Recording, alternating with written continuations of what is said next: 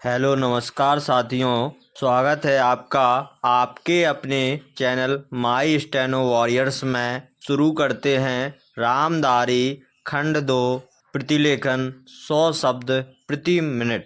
Dictation start होगी 5 second बाद। Start.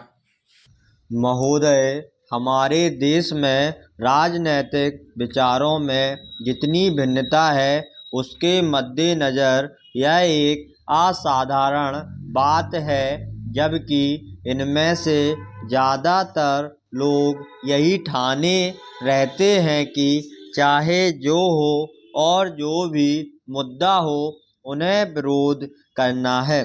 चुनाव में झटके और यदाकदा टेढ़े मेढ़े रास्तों के बावजूद प्रधानमंत्री के नेतृत्व में जो नई आर्थिक नीति बनाई गई है उसे राष्ट्रीय स्तर पर स्वीकार कर लिया गया है। माकपा से लेकर जनता दल और भाजपा तक आर्थिक क्षेत्र में मूलभूत सुधार के अलावा पंजाब में नाटकीय बदलाव आया है। बंदूक की लड़ाई की जगह अब पूरी तरह बैलेट की लड़ाई ने ले ली है। उस प्रदेश की जनता के लिए यह दूसरी आज़ादी से कुछ कम नहीं है।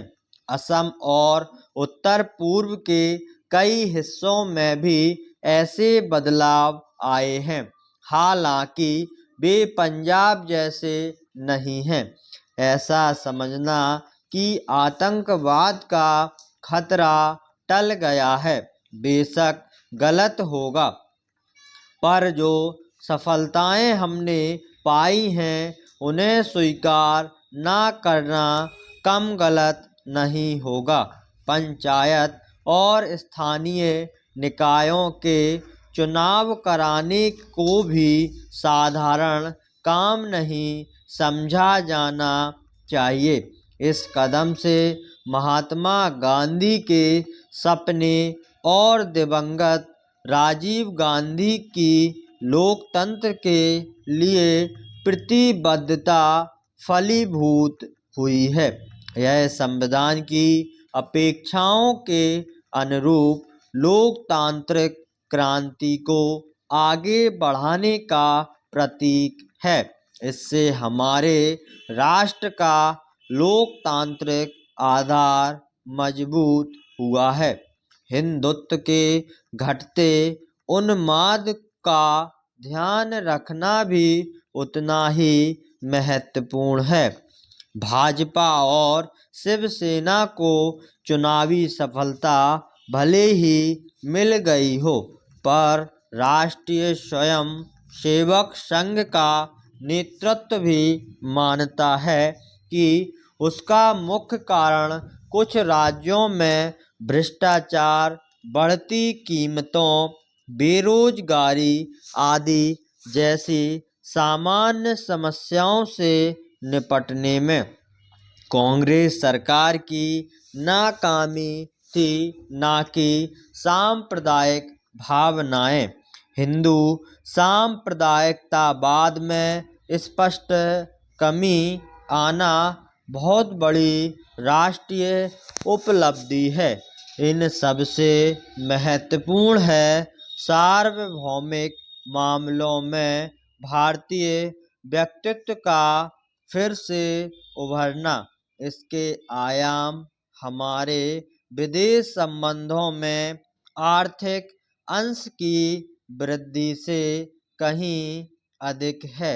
चीन से संबंध लगातार सामान्य होते जा रहे हैं। भारत ईरान संबंध फिर कायम हो गए हैं। इसी तरह दक्षिण अफ्रीका के साथ परस्पर लाभ के सहयोग की नई संभावनाएं बनी हैं।